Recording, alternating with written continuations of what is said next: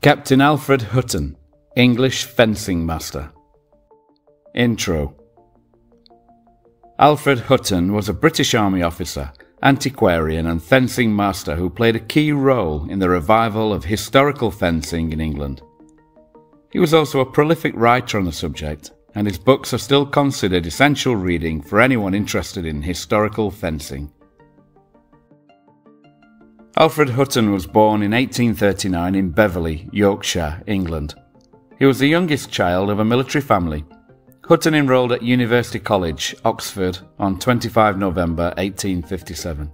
His ambition was to eventually join the church, but the ongoing Indian Mutiny that had begun earlier in May of 1857 would change his thinking, and instead he would go on to join the army, leaving Oxford without graduating. In the army. Hutton joined the 79th Cameron Highlanders in May 1859 as an ensign. He was already an expert fencer, having been taught from the age of 12 at the fencing school of the famous master Henry Charles Angelo the Younger. Making an impression. Having just joined the regiment and taking with him a variety of different kinds of sword, others took note of this and perhaps wondered at it. One of the sergeants, a competent fighting man, thought he'd put Ensign Hutton in his place, and so promptly challenged him to a match. The sergeant opted for the bayonet against the newcomer's sword and was easily defeated. Other weapons were substituted, but the result was the same. Thus was born Alfred Hutton's reputation in the British Army as a swordsman of note.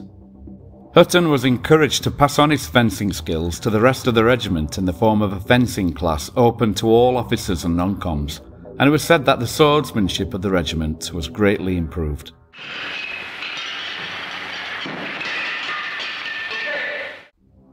His first publication came shortly after he moved to India with the regiment, entitled Swordsmanship 1862, a 12-page booklet written for the regiment's Cameron Fencing Club, which he was invited to set up at the behest of his CO, Colonel Hodgson, and was printed at Simla Advertiser Press.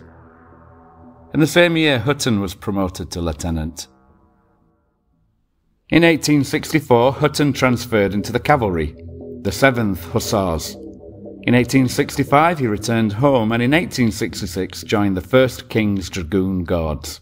He was promoted to captain in 1868 and eventually retired from the army in 1873. Advocate for swordsmanship. Throughout his time in service, Hutton worked hard to promote fencing in his regiments. He wrote a plethora of books throughout his career in the army and after, in which he championed swordsmanship and was instrumental in developing a system of instruction for bayonet fighting, as laid out in Swordsmanship and Bayonet Fencing, 1867, and several other later works. Gold Steel. After retiring from the army and settling down again in London, Captain Hutton continued his practice of fencing with foil, sabre and bayonet.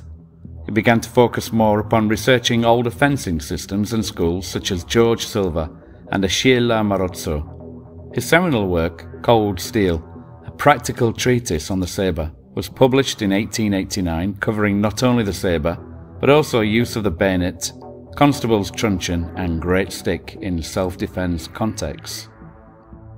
The original sabre method illustrated was on foot and combined 18th century English backsword with modern Italian duelling sabre.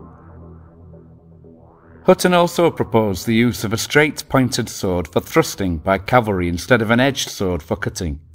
In his 1890 book Fixed Bayonets, he argued that a skillfully wielded bayonet should overcome a decent swordsman, but his views were considered too theoretical for modern practical instruction. He believed that the military was making a mistake by focusing on Italian theories and neglecting the practical experience of French fencing. Historical fencing. Hutton was a pioneer in the study of historical fencing. He reconstructed the fencing systems of several historical masters, including George Silver and Ascilla Marozzo, as previously mentioned. He collaborated deeply with Egerton Castle, the author of Schools and Masters of Fence from the Middle Ages to the end of the 18th century, 1892, and the pair gave lectures and demonstrations on these systems during the 1890s, thus furthering the study of competitive fencing which had become unpopular in England. Egerton Castle would go on to captain the British épée and sabre teams at the 1908 Olympics. Romeo and Juliet. Alfred Hutton was also an innovator in the use of historically accurate swordplay in the late Victorian theatre. Between 1899 and 1902, he taught stage fencing to actors, including Esme Beringer at the ODYSSEUS Club in Shaftesbury Avenue, where, fascinatingly, he also picked up lessons in jiu-jitsu from other instructors.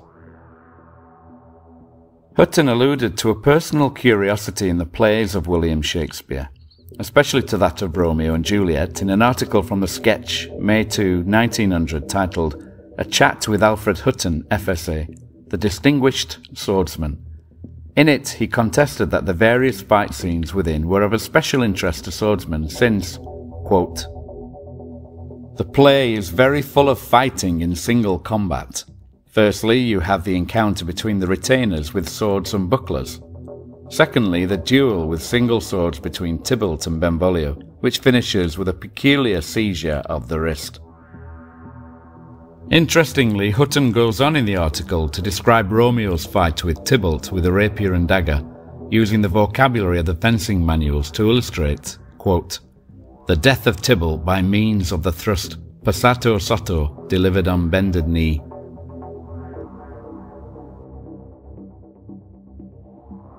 Legacy. Captain Alfred Hutton, FSA, died at home in London in December 1910.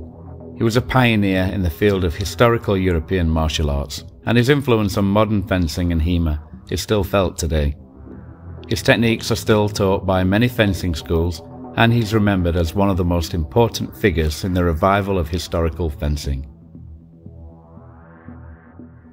We hope you enjoyed this short presentation on Alfred Hutton. Please like and subscribe if you did, and see you next time.